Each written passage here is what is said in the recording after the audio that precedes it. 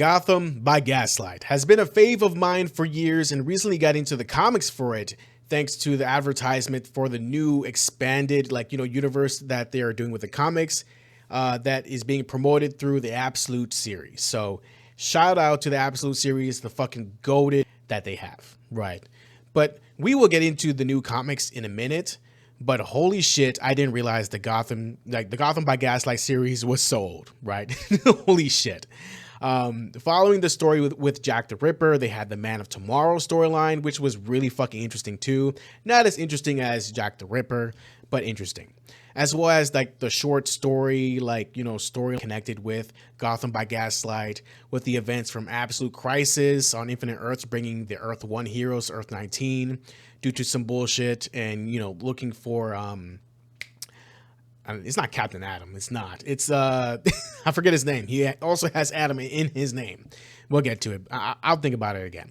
But it's also so fascinating that every so often they come back to this universe because a gold mine of content to be made from, and they are actually putting more attention on it with the new comics.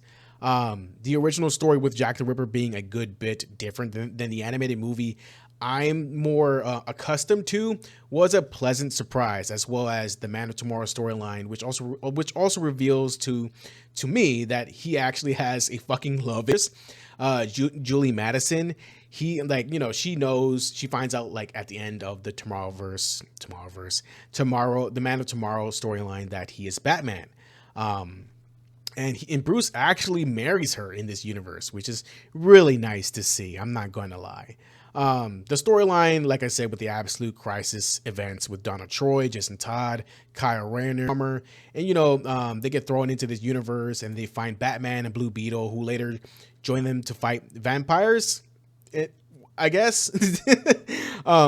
It was insane, right? But of course they had to put in some type of conflict. It was because of Kyle that he accidentally brought them over to him being bitten and had to basically cure himself and beat down. Just kidding. They couldn't actually beat him because his fucking ring. So Blue Beetle's energy from his beetle ray, from his beetle, sent energy into Kyle's ring, expelling the vampire man bat genes, I guess, from his body, presumably killing the curse and the other ones too, I guess. Who the fuck knows? That was cool. I will say it was really interesting too that they had Shazam, who at the same time was called Captain Marvel, and him and his family were accidentally brought to this universe because his villains being fucking crazy. And he got into a bit of a fight with Batman, who used this flying science project to fucking attack him, because remember, all this is in the early hundreds or late 1800s, so it's just all right. Still very interesting and entertaining. Of course, they talk things out and clear things up, and Shazam realized his villains, who accidentally brought all these guys over here, was causing chaos in this universe. Said main villain was a fucking caterpillar, show people, I guess, or bring villains together. And Shazam and Batman basically beat the fuck out of all the villains, specifically Batman, who beat the fuck out of all his villains, all his variants of all the classic rogues gallery that he has. It's a bit of a random story, but hey, it was interesting. It was entertaining. Then we get into the stuff with Gotham by Gaslight, the Kryptonian era, where it basically just introduces the heroes we all know and love into the universe of Gotham by Gaslight in their own unique ways, almost similar to the Absolute universe, but not really, right? Not as intense. We get Wonder Woman, who comes from the center of the earth, crazy enough. Manhunter, sarcophagus until his, release or awakening, I guess. Green Lantern, who took on the role, trying to repent from being a fucking piece of shit swindler. Cyborg, who got hoed by Lex. Flash, who got hoed by Lex, fucked over by him immensely. They have Constantine there too. He's there being a fucking sly bastard that he is.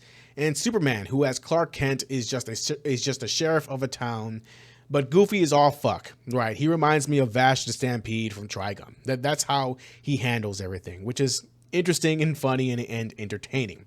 But his suit, goddamn, he has a clean ass suit. I'm not gonna fucking lie.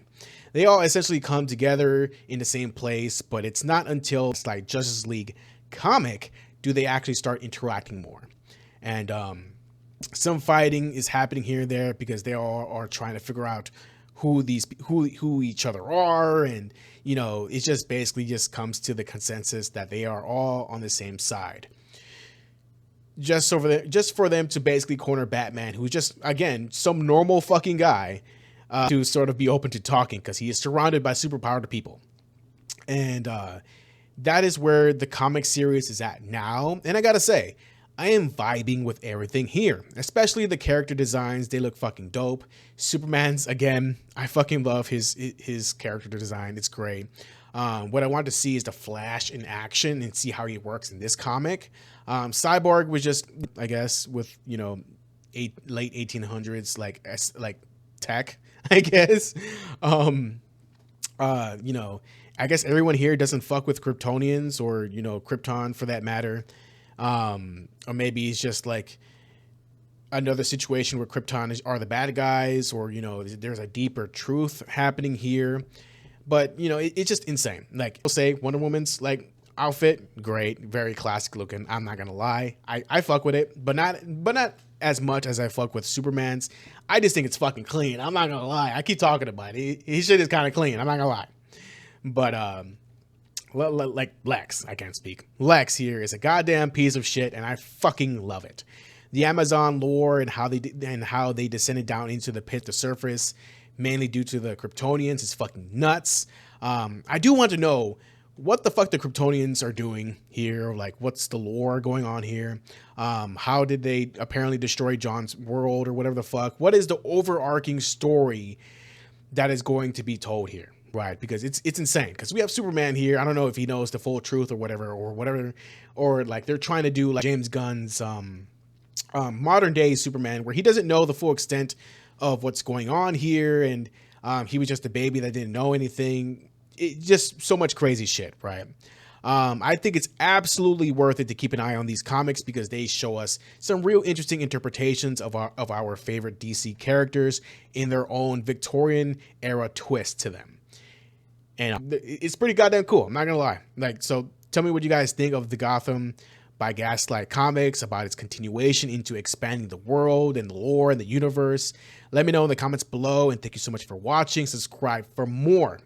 We're almost at 1,000, so I really appreciate every sub you guys went ahead and put down. Thank you so fucking much for watching. See you guys next time. Stay safe and healthy physically. Peace out, and see you in the next video.